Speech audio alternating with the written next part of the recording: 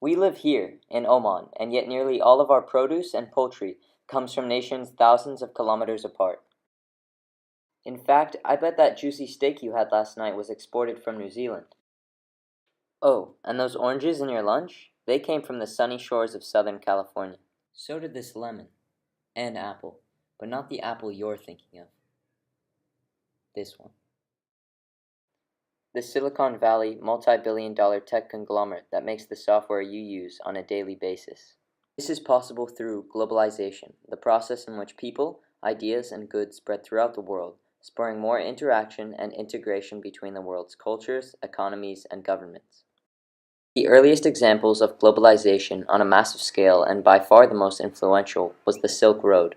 However, it wasn't a road, not like the ones we know today. The Silk Road is better thought of as being a network of overland and maritime trade routes. I can show you various maps depicting the territory of the Han Dynasty, but it is difficult to comprehend the true size and influence the Hans commanded.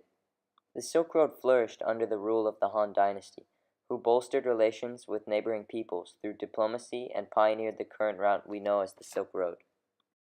Emperor Wu of the Han expanded west, increasing China's geopolitical influence throughout the region, when he officially opened trade in 130 BCE, establishing and fortifying their power in the rapidly growing international community.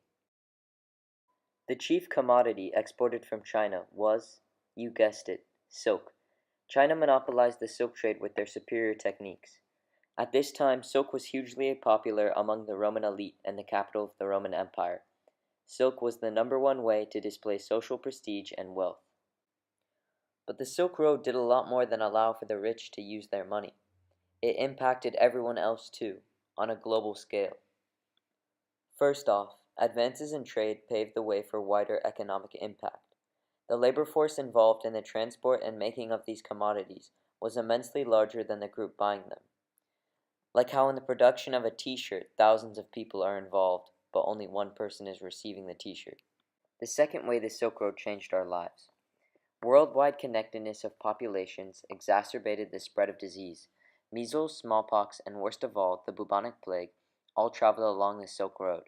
The bubonic plague, also known as the Black Death, is responsible for the largest population decimation in human history. So globalization is not without its risks. The Silk Road wasn't limited to the trade of luxury goods. Arguably, the most important thing traded on the Silk Road was ideas. The exchange of ideas and integration of cultures led to the spread of religions like Buddhism, who used the Silk Road as their principal route and means of migration. We exchange ideas every day on the modern-day Silk Route, the Internet. When cultures unite, peace and longevity ensue.